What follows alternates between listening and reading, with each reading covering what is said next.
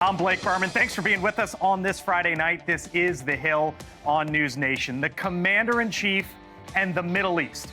President Trump talking for the first time about the major decision that he is facing now in that region. It looked like I'm right about the material that they've gathered already. It's a tremendous amount of material. And I think within a matter of weeks, or certainly within a matter of months, they're going to be able to have a nuclear weapon. We can't let that happen. Coming up, we will talk to a former general who explains why the U.S. might need to be called in to help and how President Trump is describing that possibility here in the coming days. Also tonight, a big vice presidential visit. This could happen at any moment now. J.D. Vance set to speak in Los Angeles as a federal court rules that the president can control the National Guard there in the state of California. And when the vice president speaks, you see him there on the ground in L.A. When that happens, you'll watch it along with us. But first tonight, here on the Hill, the strikes continuing today as the president again meets with his national security team. Robert Sherman with us in a moment on how Americans are being evacuated. But we begin first with our Kelly Meyer live from the White House with us once again on the North Lawn. Kelly? Hey there, Blake. So President Trump breaking with the assessment from his own intelligence community that Iran is not building a nuclear weapon. Trump insists he is right and that Iran is weeks away from having a bomb, but he didn't share exactly where he is getting that intel from. Here's more from what he had to say just a short time ago. What intelligence do you have that Iran is building a nuclear weapon? Your intelligence community has said they have no evidence that they are at this point. Well, then my intelligence community is wrong. Who in the intelligence community said that? Your director of national intelligence, Tulsi Gabbard. She's wrong. So this is in line with what we've been talking about here on NewsNation over the last couple of days, the divide in Trump's intelligence agencies. His CIA director says Iran is very close. His DNI said nothing has changed since her March testimony, that Iran hasn't been given the green light from the supreme leader to build a weapon. That's consistent with what I'm told the intel briefing members of Congress just got this week from senior CIA analysts. But then we did just hear from Tulsi Gabbard, DNI, on X, saying that the dishonest media is intentionally taking her testimony out of context. She says here that it can produce a nuclear weapon within weeks to months. That is more now in line with what the president is saying. But as you mentioned there with Connell, Blake, that we don't know what intelligence the president has in front of him that he was talking about today that could mean that he thinks that they are already creating this, or if this is just part of all of his negotiations tactics to get Iran to the table on this new nuclear deal. A lot of questions here at the White House, Blake. Indeed, our Kelly Meyer live on the North Lawn once again. Kelly, thank you. So as the president grapples with this decision of what to do, or really what not to do potentially, Israel continues its fight. Our Robert Sherman live in the Middle East this evening with the very latest there. Robert? Yeah, well, hey there, Blake. Well, the prime minister's stance is firm and clear this evening, which is Israel will keep going for, quote, as long as it takes. That's what Prime Minister Benjamin Netanyahu told reporters today, as Israel has made its position very clear that whether the United States comes into the war or not, they're going to continue to hit Iran's ballistic missile sites and knock out any threats that they pose on that front, as well as their nuclear capabilities. Now, some experts in this space have questioned whether Israel truly has the firepower or the capability in order to knock out Iran's nuclear developments, particularly when it comes to the Fordow facility. But the prime minister said this in an interview this week. We're going to achieve all of our targets, all the nuclear sites. It is within our power to do that. But the decision of the president, whether he wants to join or not, again, is his decision. So the prime minister there is saying that they will carry on and have the capability to carry on. And the resolve on the ground here has been hardened, as we saw perhaps one of the largest missile barrages in recent days coming our way here today, putting cities such as Jerusalem, Tel Aviv, and Haifa, which you're looking at on your screen, right into their crosshairs. Major civilian sites being hit there, which the Israelis continue to accuse the Iranians of intentionally doing. And now, as the sun has set here, there are many questions ahead over the next nearly 2 weeks. And one of those questions that is starting to rise to the top with the potential of volleys going back and forth between these two nations, which is going to outlast the other, Iran's missile supplies or the Iron Dome's reserves. Blake? Robert Sherman, stay safe live in Israel once again for us tonight. Robert, thank you. Joining us now is the Republican Congressman Randy Fine from the state of Florida, where there were American evacuees taken earlier today. Congressman, thanks for being with us. What can you tell us about those evacuations tonight in your home state? Well, there are some folks in Florida that were in Israel and they've needed to get out. There's an organization called Gray Bull Rescue that the state of Florida has helped get out. We've gotten a few calls in our office, but the fact of the matter is, for every American trying to get back to the U.S., there's like 20 Israelis trying to get back to Israel. It's sort of a remarkable thing. You don't generally see 100,000 people trying to get to a war zone. You posted on your social media feed, "I am an American and I'm a Jew, and I'm damn proud to be both." Some of the context for our audience as we speak with you. Here was I want to get your, I just wanted to give our audience a little bit of insight as to sort of who you are. I know that's not all of who you are, Congressman, but here's what the president said earlier today, and I want to get your reaction on the other side when it comes to this idea of a potential strike within the upcoming weeks. The material that they've gathered already, it's a tremendous amount of material.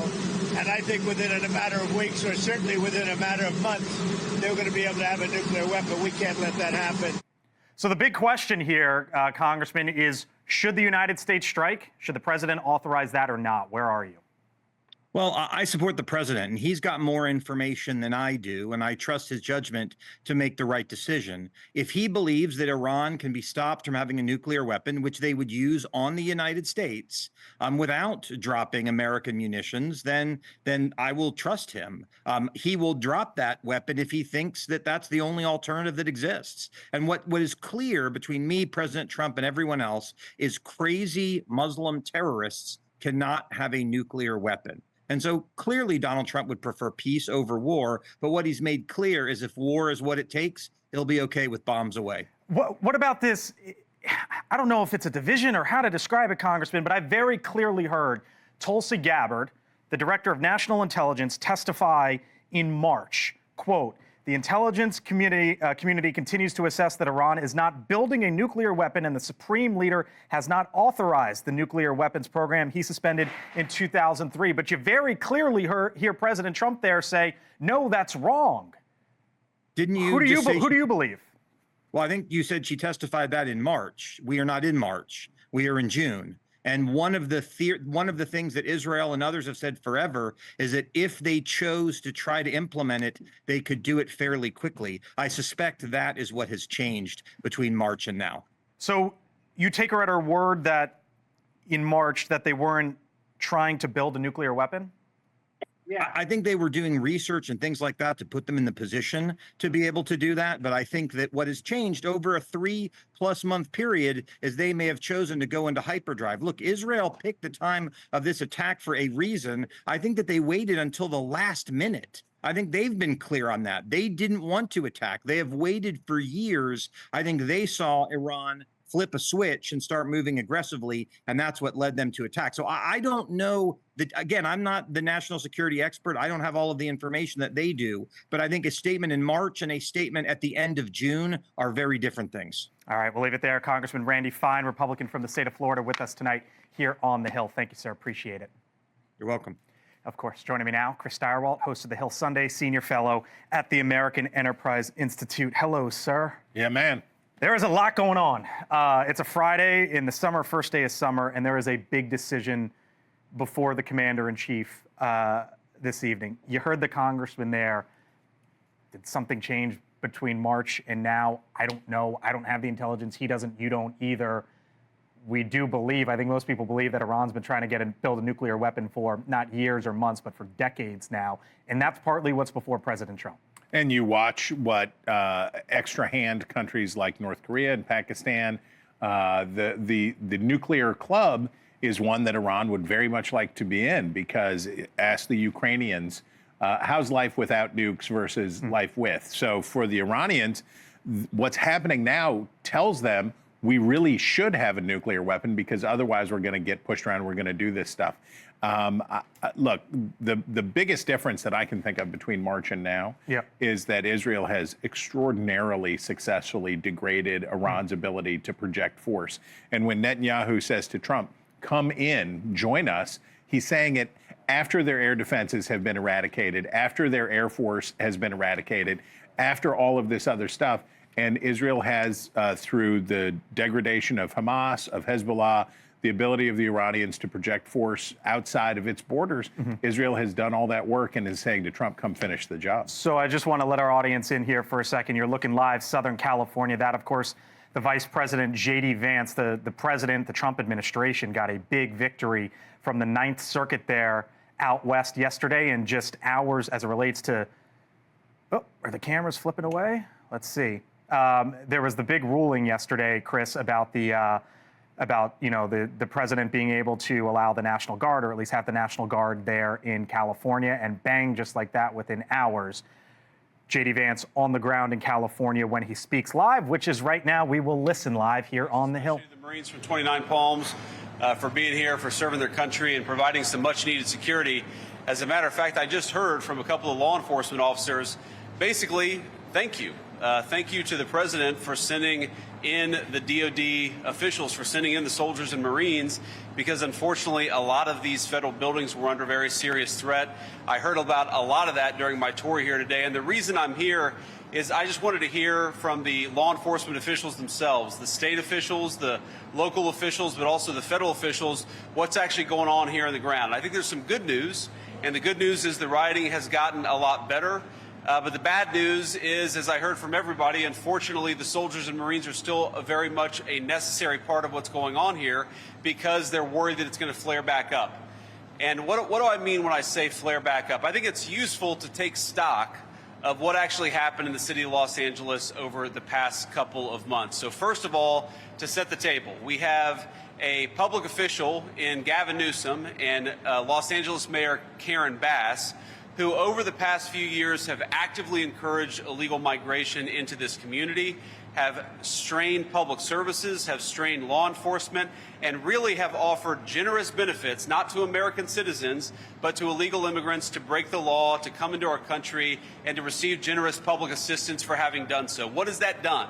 That has created an illegal immigration crisis, of course, facilitated by the policies of the Biden administration, and there is perhaps nowhere where that crisis has fallen harder than in the great city of Los Angeles. And, I landed, when I saw this city, when I was driving through to come to this FBI building, all I could think about is what a great American city Los Angeles is, and what a great tragedy it is that we have allowed illegal immigration and rioting to destroy, I think, one of the great gems of the American family. Now, these guys surrounding me represent the U.S. Attorney's Office, the Federal Bureau of Investigation. They represent immigration enforcement. And, of course, we just met some Marines who represent the Department of Defense.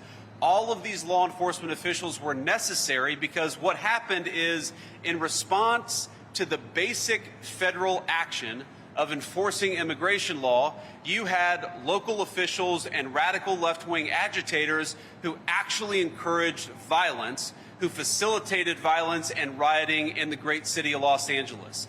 What happened here was a tragedy. You had people who were doing the simple job of enforcing the law, and they had rioters egged on by the governor and the mayor, making it harder for them to do their job. That is disgraceful. And it is why the president has responded so forcefully what happened in Los Angeles. Number one, because we've got to enforce our borders and get so many of these criminals out of our country to begin with. And number two, when you have violent agitators who make it impossible for the law enforcement to do their job, it is necessary to protect them and to defend them. We have to remember that the Friday that the riots started, before there was ever a single National Guardsman, before the President of the United States had sent in additional federal resources, you had law enforcement officers who were being captured and beaten by violent mobs egged on by Gavin Newsom and other officials. It was necessary to send the National Guard to stop that process, to bring some order back to this great city, and to make it possible for the people's president to enforce the people's immigration law. That's why we're here. That's why these guys are standing beside me. That's why we have close to 5,000 5,000 soldiers and Marines from the Department of Defense, it's because we've got to enforce the law. The president takes that very seriously. I'm happy to take a few questions, but before I do, I just want to send a message to all of the law enforcement, local, state, and federal, who frankly I think are suffering from a bit of a morale problem because they've had the local government in this community tell them that they're not allowed to do their job. I just want to let you know, from the president, the vice president on down, this administration stands with you. We're grateful for the job that you do every single day. We know that we wouldn't have a border were it not for your hard work and for your efforts, and we're going to keep on fighting for you and keep on standing with you every step of the way. I heard today Border Patrol officials tell me that they feel like the local government is sicking violent mobs on them when they go out to the community to enforce the nation's immigration laws. Can you imagine what it's like to be a federal official doing your job, doing the job the President of the United States ordered you to do, and have a mob come after you for following orders and for enforcing the American people's laws? I think it's disgraceful that we've ever gotten to this place in this country, but thank God we've got a president and an administration that is pushing back against lawlessness. We're going to keep on doing it every step of the way. So thank you to the Border Patrol. Thank you to the soldiers and Marines. Thank you to the U.S. attorneys. Thank you to the FBI. Thank you to all of you for doing what is necessary to enforce the laws of the American people. We are grateful to you, and we'll keep on fighting for you. Now I'll take a few questions. We have been listening live to the Vice President J.D. Vance there on the ground in Los Angeles, just hours after the Ninth Circuit gave the Trump administration a big win as it relates to federalizing the National Guard. We will continue to listen to the Vice President there in California and continue to keep our eyes on the Middle East, where it is 1:17 in the morning, and the Commander-in-Chief has a big decision on what to do next. More of what the President said today when The Hill returns. All right, welcome back here to The Hill on NewsNation. President Trump saying today that Iran could have a nuclear weapon in a matter of weeks, maybe even months. This as he weighs military action potentially in the Middle East. Now, one site in Iran that is the center of the focus here is Fordo. It's Iran's most secretive nuclear facility, buried deep inside a mountain beneath layers of rocks. And because of this natural armor, its depth as well, it remains untouched, or at least up until this moment, even as other Iranian nuclear sites have been hit by Israeli missiles. Now, estimates say that Fordo is about 260 feet below the ground. For context here, Statue of Liberty, 111 feet. The space shuttle, 184 feet. A 22-story building, okay, is obviously 220 feet, right? And Fordo is about 260 feet below the ground. Because of that, experts say that there's really only one option for its destruction, the so-called bunker buster, a 30,000-pound bomb that can only be carried by B-2 stealth bombers and can penetrate 200 feet below the surface before exploding. The U.S., the only one with this technology. It's one of the reasons why President Trump has a decision on whether or not to strike. And the president talked about that possibility today. They really have a very limited capacity. They could break through a little section, but they can't go down very deep. They don't have that capacity, and we'll have to see what happens. Maybe it won't be necessary. Joining us now, General Richard Newton, NewsNation senior national security contributor. General, thanks for being with us tonight. I always appreciate the perspective and the context. So tell us about the B-2 bomber, this bunker-busting bomb, and if the Commander-in-Chief decides to go forward, what all that could potentially entail. You bet. It's an extraordinary weapon system. The B-2, currently stationed at Whiteman Air Force Base in the middle of Missouri, would fly 6,700 miles with air refuelings and be able to be in position to strike Fordo. As you mentioned, this is the crown jewel of Iranians' nuclear weapons development capabilities, deeply buried. Not only with my sources tell me 2,700 plus centrifuges, which again create that military-grade uranium for a nuclear weapon, but also it houses nuclear weapon scientists deeply below the ground and so forth. And so in the event that the president makes a decision and goes with that order to strike, he would do so with B-2 stealth bombers. We carry 2 GBU-57 30,000-pound bunker busters per aircraft. And so that's the long and the short of it. But the only weapon system in the world, the only nation that can do that, is the United States Air Force with B-2 stealth bombers. General, the president made it very clear today when he was asked about ground troops. He does not want U.S. ground troops involved if the U.S. decides to go forward. What about the question of whether or not Israel, and maybe even with help with the U.S., can win this war solely from the air? Boy, that's a tough question, and I say that because I believe what Israel's done to date, especially gaining air superiority and holding other targets at risk, such as other nuclear weapon sites, killed off their military leaders, and going after ballistic missiles, is an extraordinary feat with air power. And as long as they keep their foot on the gas, I think they'll continue to do so. There are still special operations forces on the ground. There's still exquisite on-the-ground Israeli Mossad intelligence forces. So it's not just totally air power, but air power would be absolutely key and essential. I think could be extraordinarily helpful in making sure that, again, Iran is no longer able to build a nuclear weapon. Lieutenant General Richard Newton, NewsNation contributor. Always nice to see you, sir. Talk to you in the upcoming days, I'm sure. You bet. Take care, Blake. Thank you. All right, still much more ahead here on the Hill. Is J.D. Vance still talking, by the way, the vice president? He just wrapped up his comments there. The vice president on the ground, what he had to say. Still to come here on the Hill, and it all has to do with this, immigration and the Trump administration's policies. Stay with us. You're watching the Hill.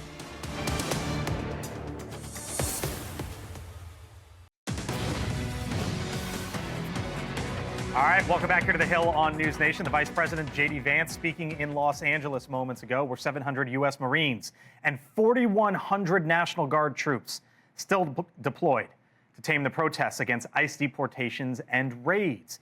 This on the heels of the Ninth Circuit Court of Appeals handing the Trump administration a big win last night over Governor Gavin Newsom in California. Our Nancy Liu is live on the ground there in Los Angeles, as the Vice President is there as well. Nancy? And Blake, as you know, the vice president has been at this federal complex for about an hour now, speaking with operational leaders and also thanking the Marines and the National Guard for their service here in Southern California. As you know, he addressed the media just a short time ago. As expected, he took some very sharp jabs at California leaders, but he also advocated a continued military presence here in Southern California. Take a listen to why. And I think there's some good news, and the good news is the rioting has gotten a lot better. But the bad news is, as I heard from everybody, unfortunately, the soldiers and Marines are still very much a necessary part of what's going on here because they're worried that it's going to flare back up. And just a short time ago, actually, this is the presence here in Southern California. A short time ago, Governor Newsom posted to X a selfie video addressing the vice president directly, telling him that he should actually be visiting with fire victims in the Palisades as well as Altadena. Of course, there is also the National Guard win that the Trump administration is celebrating today, keeping the Guard in federal hands for now. So we are not seeing, Blake, a very strong protest activity out here at this federal building. But we should note that this building is far away from downtown Los Angeles, where the heart of the protests have been happening. You can see there's tape here, and really just one or two protesters at this J.D. Vance event. Blake? All right. Nancy Liu, live for us in Southern California tonight. Nancy, thank you. Once again, with us here on the Hill, he is the Democratic Congressman from the state of Texas, Henry Cuellar, with us tonight. Hello, Congressman. Thanks for being back. I hope you're doing well. I am doing well. I wanted your context and perspective here because our viewers know you're a Democrat, but you've called out your party when it comes to immigration. You did it before the election. You've done it after the election as well. You saw the decision last night from the Ninth Circuit there. Here was the president's reaction today, and then I want to get your response on the other side. He sued us for going in and for helping him. We went and helped him. Right now, you'd have Los Angeles burning to the ground. Largely, it would have already been destroyed. So the court said that the president could federalize the National Guard. Do you think he got this one right? I think he did. Look, the thing is, if there was a peaceful protest, that would have been one thing. But the moment we start seeing images of cars being burned and violence and throwing of bricks, then it changes. And then that's why you start talking about bringing the National Guard in at that particular time. If those peaceful protests, which they have a right to do that, but those fires that I'm looking at your screen right now, when you see that, that's not good. And I believe that's why the National Guard came in at this time. Look, I'm for peaceful protests, but anytime you start throwing bricks and hammers and burning cars and turns criminal, then you're talking about something that's very different. I just heard the vice president say that the soldiers and the Marines are still necessary. Are you there as well? Well, again, it's one of those things, the people on the ground have to make that decision. Again, we're going to see something that's going to flare up. I don't know.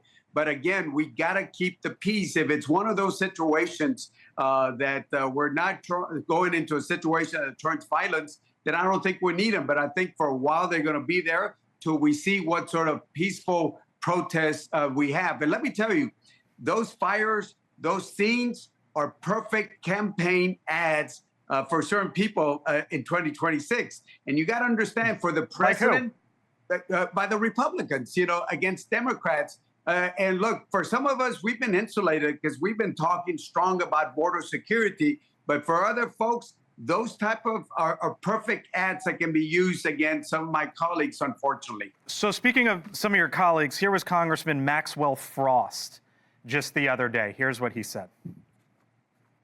We have ICE federal agents pulling up, terrorizing our communities, hopping out of unmarked vans, stealing and, yes, kidnapping people, not giving them their day in court, and, yes, human trafficking them to other nations. He's accusing ICE of human trafficking. What would you tell him? Well, I wouldn't call that human trafficking. But look, let me say this. Look, the men and women that we have right now, they're saying the men and women in ICE that we had under the Biden administration. It's just a different policy. And when you talk about ICE, look, I'm for, and I support the president. If you want to deport criminals, I'm with you. You want to deport final deportation orders. I think there's about 1.5 million final deportation orders.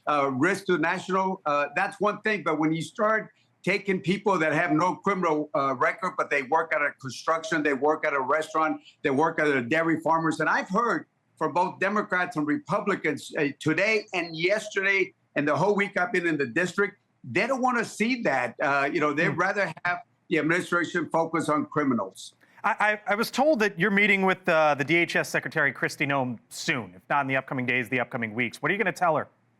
Well, we did talk about inviting her to come down to Laredo, and certainly that meeting hasn't been set up. But I'm hoping that we did talk about getting together, and I'm hoping that I can sit down. I have a lot of practical ideas on how we can address not only border security, but also some of the ICE situations that we're facing right now. But again, I'll leave it up to her whenever she wants to sit down. What would you push back on when you meet her? Well, on border security, look, if you look at the numbers, they don't have catch and release. This administration doesn't believe in catch and release, which I've been with that.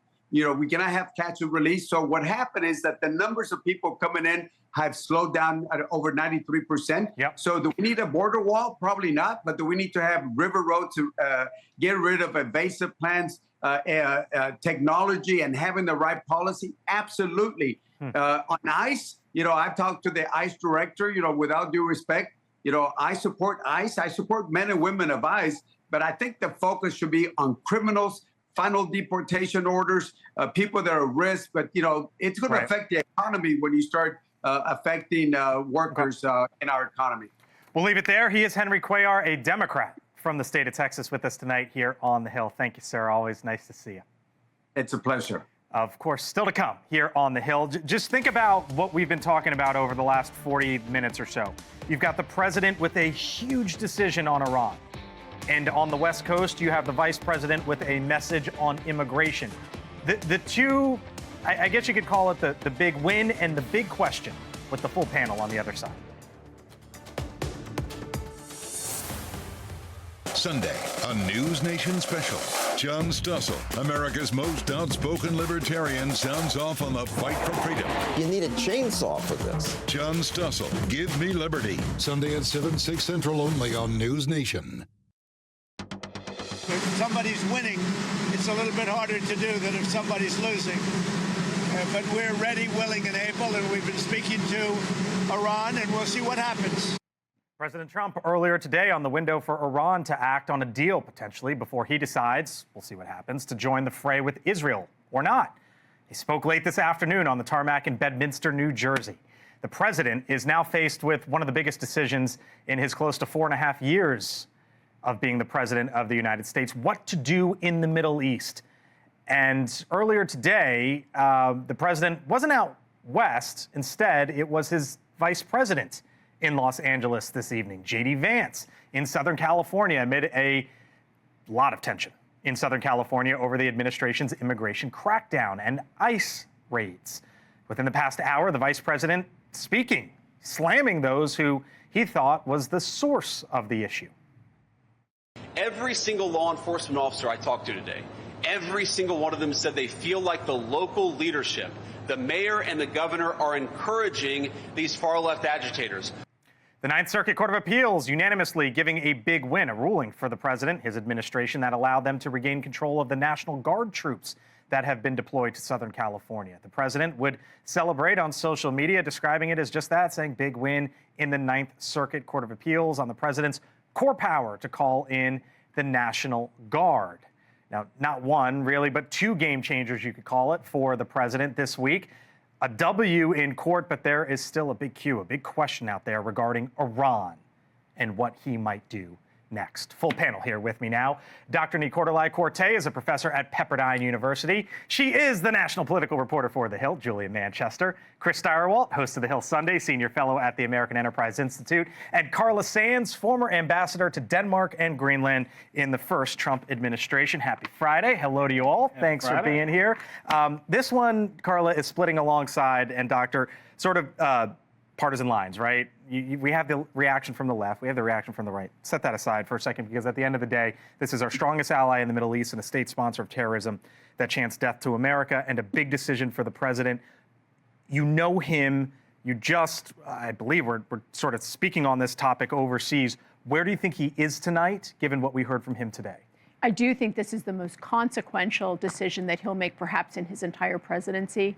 It's going to have big consequences for the U.S., but for the globe, either way he goes. He has said unequivocally, Iran cannot have a nuclear weapon. So I think that he's going to try to get a diplomatic solution. My hope and prayer is that he does get there. But if there's no diplomatic solution, he's going to make sure they cannot have a bomb. And that's the big comma but, is then how do you take care of that? And that's what will he do? We have the B-2 bombers, the B-52s. They're ready with the bunker busters. There in Diego Garcia. We'll see what happens. You break it, you buy it. You know, America is not happy with these forever wars. Remember how we rode into Afghanistan, how we rode into Iraq? There are a number of folks, including the president's base, that are not fans of a military intervention in Iran. And so he has some convincing to do. I would imagine that's part of the reason why he extended his deadline to Iran for up to a couple weeks. But, you know, listen, you know, this is serious business. This could reshape the Middle East. And, you know, we've been here before. You know, Prime Minister Netanyahu has said now for decades that Iran has been very close to forming a nuclear weapon, and they have not. And so what makes this moment any different than those previous moments?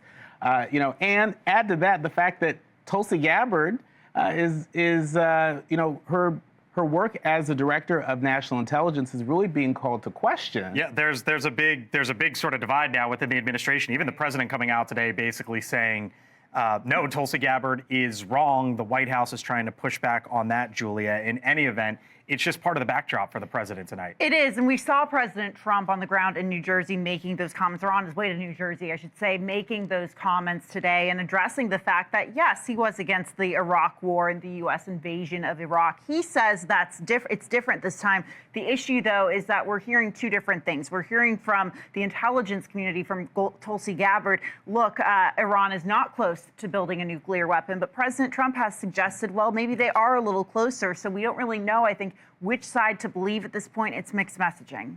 Have you ever seen a man engage in selective listening? I think perhaps the ladies on the panel could attest that this is a problem of the male part of the species. I think Donald Trump is going to hear what he wants to hear and not hear what he doesn't want to hear. And right now, if he feels like he wants to light him up in Iran, he's going to hear the people around him, like the CIA director, who are saying, we got to go. And he's not going to hear Tulsi Gabbard. If he changes his mind and thinks that that's not really what he wants to do, lo and behold, I bet Tulsi Gabbard's stock goes way up. That's the big question for the president. The big win, Nicordelai, was the Ninth Circuit. Trump rails against the Ninth Circuit out west, and they told him, you know what, you can nationalize you could federalize the National Guard there. I just heard a Democrat on this show basically side with that. Where does your side go from here? Well, I think this is going to be incredibly destabilizing for the economy in Los Angeles, across the state of California. We're seeing the farmers are feeling that, but we're also hearing the president say, hey, farmers, I feel your pain. Maybe we should back off, from ICE raids on farms, ICE raids on hotel workers. And so this is a region of the country that is still recovering from the LA wildfires. We've heard the mayor and the governor speak to that. That's the argument in part that Gavin Newsom is making. Here was the president today, Carla, on what Nicordelai is talking about farms. We're looking at doing something where, in the case of good, reputable farmers, they can take responsibility for the people that they hire and let them have responsibility, because we can't put the farms out of business. I'm going, okay, what does that look like? Well, so the farmers do have something called the Bracero program in California, throughout the country, where temporary workers can come in and work the farms, and then they go home at the end of the season. So there's mechanisms already in place to bring in legal workers that are temporary to these farms. Now, if there are people that came in with not in that program, I think they need to go home. This is sort of the balance for the president right now here. Absolutely, and I think it comes as we've seen a number of new polls showing a mixed reaction to the president's, actions on immigration and really what that's looking like. I think the economic part of this is playing into that. We're seeing, I think, a mixed reaction from Americans about how they feel about President Trump's immigration policies. It's something that he was able to campaign on, but maybe Americans are, switching their minds. What's he going to do here? I don't know, but for 45 years in this country, we've needed an actual immigration policy. We don't have one. And every successive administration, by whim, listening to the President of the United States saying, maybe I'll let you do this. I just thought about Barack Obama and the Dreamers and waving a magic wand and letting these people in and those people out. It's a preposterous way to run a country. And the people who work in that building back there should have long ago addressed this issue, but certainly they need to do it now. Thank you all. Appreciate it. Appreciate the time here on a Friday. Still to come here on the Hill, a little thing we call Friday Night Unfiltered. The key images of the week, Steyerwalt and I on the other side. Still to come here on News Nation. Elizabeth Vargas reports. She has the very latest out of Los Angeles and the vice presidential trip there. That's coming up 7.5 minutes from now. Friday Night Unfiltered, other side of the break.